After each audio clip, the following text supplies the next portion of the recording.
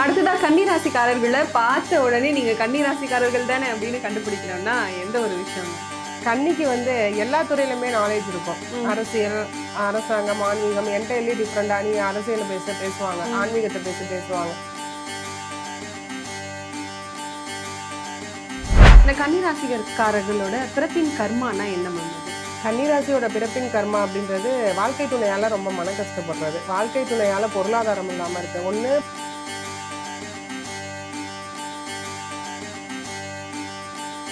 இப்ப இவங்களுக்கு இந்த திருமண வாழ்க்கை, திருமணம் சார்ந்த விஷயங்கள், குழந்தை பாக்கியம் சார்ந்த விஷயங்கள் எல்லாம் எப்படி இருக்கு? கன்னிராசியை பொறுத்தவரை 5ஆம் அதிபதியா சனி பகவான் வராரு. அப்படி இருக்கும்போது ஆண் பிள்ளைகள் அதிகம் பெற்ற கன்னிராசிக்காரவங்க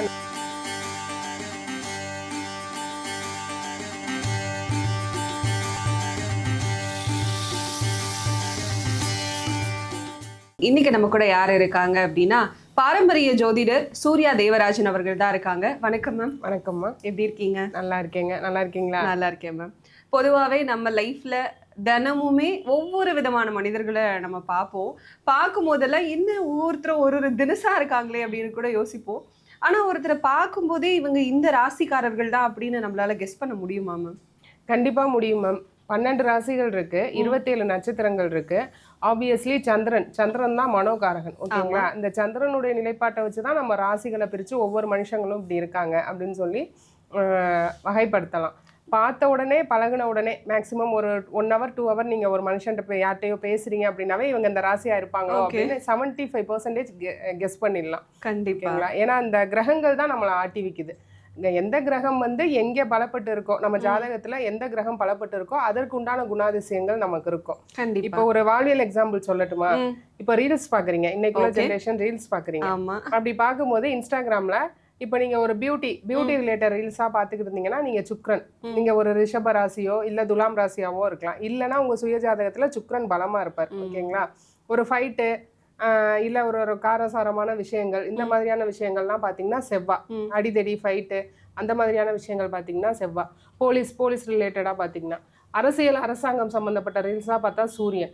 அது மாதிரி 9 கிரகமும் உங்களை ஒரு ஆன்மீகமா பார்த்துட்டு இருந்தீங்கன்னா கேது, குரு பகவானும் பலப்பட்டு இருப்பார். இல்ல நல்ல பேச்சாளர்கள், மேடை பேச்சாளர்களோட பேச்சை பாத்தீங்கன்னா இங்க குரு பலம்.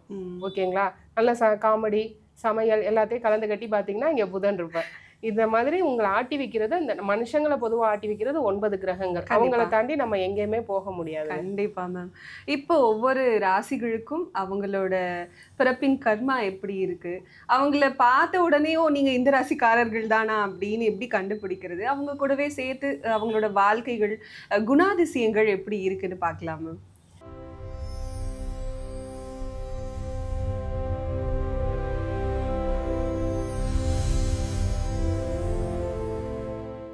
அடுத்ததா கன்னிராசிக்காரர்களை பார்த்த உடனே நீங்க கன்னிராசிக்காரர்கள் தானே அப்படின்னு கண்டுபிடிக்கணும்னா எந்த ஒரு விஷயம்? கன்னிக்கு எல்லா துறையிலுமே நாலேஜ் இருக்கும். அரசியல், அரசாங்கம், ஆன்மீகம் என்டையர்லி டிஃப்ரெண்டா. நீ அரசியலை பேசுவாங்க, ஆன்மீகத்தை பேசுவாங்க, வேற எந்த ஃபீல்டு, சினிமா பேசுவாங்க. ஓகேங்களா? விவசாயத்தை பேசுவாங்க. எல்லாமே தெரியும். கன்னிக்கிட்ட போய் நம்ம நாலேஜ், நம்ம கிட்ட பெருசா அறிவு இருக்க மாதிரி பேசவே கூடாது. ஏன்னா பேசினா அவங்க திரும்ப அப்போஸ் பண்ண மாட்டாங்க, நம்ம கிட்ட சண்டைக்கு வர மாட்டாங்க, எதிர்த்து பேசவும் மாட்டாங்க. ஓ ஏதோ முட்டாள் பேசி பைத்தியம் ஏதோ உளறிட்டு இருக்கு பாருன்ற மாதிரி. அதனால கன்னிக்கிட்ட ஏன்னா புதன் ஆட்சி உச்சம் அடைகிற வீடு கன்னி வீடு. ஓகேங்களா? அங்கே போய் நம்மளுடைய கெத்தை நம்ம காட்டவே கூடாது. இன்னொன்று, ஆர்கியூமெண்ட்டுக்கு வர மாட்டாங்க. நோ ஆர்கியூமெண்ட் பண்ணாம ரொம்ப அமைதியா ஓகே ஓகே ஓகே இதுதான் அப்படின்றது கன்னி. அது ஒரு தனிப்பட்ட அழகு. இப்போ நான் ரிஷபத்துக்கு சொன்ன மாதிரி கன்னிராசிக்காரவங்கக்கிட்ட ஒரு தனி ஸ்டைல். அதாவது நம்ம இப்படி போகும்போது திரும்பி பார்க்கறது ஆல்சோ கன்னி தான்.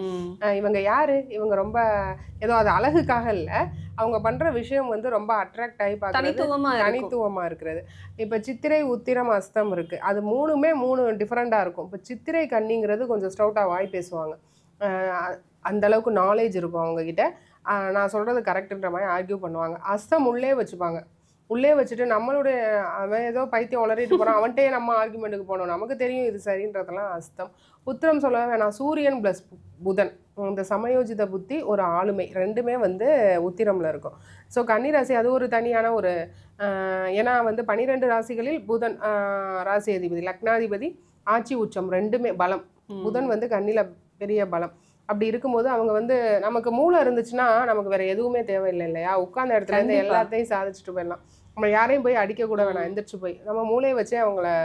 அது போல மூலக்காரங்க கண்ணில இருப்பாங்க. கண்டிப்பா கண்டிப்பா மேம். இந்த கன்னிராசிக்காரர்களோட பிறப்பின் கர்மானா என்ன மேம் அது? கன்னிராசியோட பிறப்பின் கர்மா அப்படின்றது வாழ்க்கை துணையால ரொம்ப மன கஷ்டப்படுறது. வாழ்க்கை துணையால பொருளாதாரம் இல்லாம இருக்கு. ஒண்ணு பொருளாதாரம் இருக்கு, மன கஷ்டம். ஒரு நல்லா ஏர்ன் பண்ற ஹஸ்பண்டோ மனைவியோ இருந்தா கண்டுக்காம அவங்களால பொருளாதாரம் வரும். ஒரு சாப்பிட்டியான்னு கூட கேட்குறக்கு ஆள் இல்லையே, இது போல இருக்கிறது கன்னி. இல்லை எனக்கு பொருளாதாரமே இல்லை, மனைவி சைட்லேருந்து ஒன்றுமே இல்லைப்பா, ஹஸ்பண்ட் கிட்டேருந்து ஹெல்ப்பே இல்லை, நான் தான் ஃபேமிலியை பார்க்குறேன், இது கண்ணியில் நிறையா இருக்கும். எதுவுமே இல்லைன்னா கணவன் சைடு மனைவி சைடு உறவினர்கள் செட் ஆக மாட்டாங்க. ஓகே. மாமன் மச்சினால எனக்கு ஒரு ப்ராஃபிட்டபுளாக இருக்குது, மாமனார் கொடுத்தாங்க, மாமியார் கொடுத்தாங்க, என் மச்சினன் கொடுத்தாரு, இதெல்லாம் கன்னிக்கு ரொம்ப கம்மி. ஒரு 20% பேருக்கு கிடைக்கும். மீத 80% பேர் வந்து தான் செய்கிற மாதிரி இருக்கும். மாமனார் மாமியாரை நான் தான் பார்த்தேன், ஃபினான்ஷியலாக பார்த்தேன், மாரலாக பார்த்தேன், ஃபிசிக்கலாக பார்த்தேன், இதெல்லாம் வந்து கன்னிக்கு இருக்கும். தனக்கு அப்படின்னு உதவி செய்ய வரும்போது கொஞ்சம் கஷ்டம், ஃப்ரெண்ட்ஷிப்பாலையும் கஷ்டம், பார்ட்னர்ஸாலையும் கஷ்டம், எல்லாமே கஷ்டம். இது அந்த 7ஆம் வீடு பாதகாதிபதி வீடு. ஸோ அந்த 7ஆம் வீட்டு என்னுடைய காரகங்கள் ஒரு மன கஷ்டத்தோட தான் வந்து கிடைக்கும். கண்டிப்பா கண்டிப்பா. இப்போ இவங்களோட பொதுவான வாழ்க்கை எப்படி இருக்கும்? ரொம்ப ஒன்றும் பிரச்சனை இல்லை, அலட்டிக்காமல் எப்படி நம்ம மிதுனமோ அது போல் வந்து அலட்டிக்காமல் இருப்பாங்க. எல்லா விஷயங்களும் தெரிஞ்சுக்குவாங்க. இந்த ஒரு நீங்கள் ஒரு துறையில் இருக்கீங்க, நீங்கள் இப்போ ஆங்கரிங் பண்ணுறீங்கன்னா அதை எப்படி பெஸ்ட்டாக பண்ணலாம், மற்றவங்க எப்படி பண்ணுறாங்க, அதுலேருந்து நம்ம எப்படி டிஃப்ரெண்ட்டாக யோசிக்கலாம், என்ன செஞ்சாலும் அதில் ஒரு யூனிக்னஸ் இருக்கும். கன்னிக்கிட்ட யுனிக்காக வந்து பண்ணுறது கன்னிராசிக்காரவங்க. தனித்துவமாக தெரிகிறது. கன்னினா புதன் பலம், அப்படி இருக்கும்போது தனித்துவம், புதன்கிறதே தனித்துவம் அப்படிங்க, நல்லா இருக்கும். அது வேற மாதிரி இருக்கும், நீட்டாக இருக்கும், சுத்தமாக இருக்கும். கன்னியோட ஜாப் வந்து சுத்தமாக இருக்கும். கண்டிப்பா மேம். இப்போ இவங்களுக்கு அந்த திருமண வாழ்க்கை, திருமணம் சார்ந்த விஷயங்கள், குழந்தை பாக்கியம் சார்ந்த விஷயங்கள் எல்லாம் எப்படி இருக்கு? கன்னிராசியை பொறுத்தவரை 5ஆம் அதிபதியாக சனி பகவான் வராரு. அப்படி இருக்கும்போது ஆண் பிள்ளைகள் அதிகம் பெற்ற கன்னிராசிக்காரவங்க நிறையா இருக்காங்க. மற்ற இல்லைன்னா மூத்த பிள்ளை ஆண் பிள்ளை, அது மாதிரி பெண் பிள்ளை அதுக்காக இல்லைன்னு இல்லை, பெண் பிள்ளை இருக்கும், 2 பெண் பிள்ளையும் பெற்றிருப்பாங்க. அது 5ஆம் இடத்த அதிபதி எப்படி இருக்காரு எவ்ரிதிங் அதை நம்ம செக் பண்ணணும். குழந்தைகளுக்கு குழந்தை இல்லை, குழந்தை தடை அப்படி இல்லை. சின்ன பிள்ளையில பிறந்தோடனே கொஞ்சம் பிள்ளைங்க லேசியாக இருக்கும், ஆனால் அதுக்கப்புறம் நல்லா அவங்கள மாதிரியே கொண்டு வந்துடுவாங்க. புலிக்கு பிறந்தது பூனை ஆகுமாங்கிற மாதிரி கன்னிராசியோட பிள்ளைங்க நல்லா முன்னேறி வந்துருவாங்க. கண்டிப்பா கண்டிப்பா மேம். இப்போ இவங்களுக்கு தனவரவுங்கிறது பொதுவா எப்படி இருக்கு? தனவரவு beauty and cosmetics, automobile engineering, இந்த மாதிரி துறைகள்ல முதல் தர வருமானமா வைக்கலாம். ஆர்கிடெக்ட், இப்போ பிஇ பண்றது வேற, அதுக்கு வந்து செவ்வாய். பி ஆர்க் அப்படின்னா அது சுக்கிரன். சுக்கிரனால் தனவரவு வரும்போது ஆர்கிடெக்ட், இன்டீரியர் பண்றேன், நான் ஹோம் இன்டீரியர் பண்றேன், இல்லை பெண்கள் பயன்படுத்துகிற எல்லாமே காஸ்மெட்டிக்ஸாக இருக்கட்டும், bags, chappals, shoes, dresses, and then வெள்ளி வியாபாரம், இதெல்லாம் வந்து கன்னிராசிக்கு ரொம்ப நல்லாயிருக்கும்.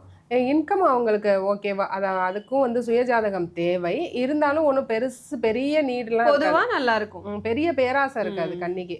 அது இது அதெல்லாம் எதுவும் பெரிய அம்பானி ஆகணும்லாம் நினைக்க மாட்டாங்க. இருக்கிறத வச்சு நிம்மதியா ஒரு தலைமுறைக்கு சம்பாதிச்சேன்னா என் பிள்ளை கூட அடுத்து அவன் படித்து சம்பாதிச்சுக்கட்டும், நான் ஏன் 10 தலைமுறைக்கு அப்படின்ற மாதிரி ஃப்ளெக்சிபிளா இருப்பாங்க. கண்டிப்பா மேம். இப்போ இந்த கன்னிராசிக்காரர்கள் நீங்க சொன்ன மாதிரி பெருசாலாம் யோசிக்க தேவையில்லை, இருக்கிறத வச்சு நிம்மதியா இருப்பாங்க அப்படின்னு சொல்றீங்க. ஆனா ஏதாவது ஒரு விஷயம் இவங்க கிட்டயும் நெகட்டிவா இருக்கும் இல்லையா? இந்த ஒரு நெகட்டிவா மாத்தினா இப்போ நீங்க இருக்கிற நிம்மதியை விட இன்னும் நிம்மதியா இருக்கலாம்னு சொன்னா என்ன மாத்திக்கலாம்? கண்ணில சித்திரை அண்ட் தென் வந்து சித்திரை 3மே வச்சுக்கலாம், அஸ்தம் உத்திரம் 3மே கூட சொல்லலாம். தான் செஞ்ச தப்ப ஒத்துக்கவே மாட்டாங்க.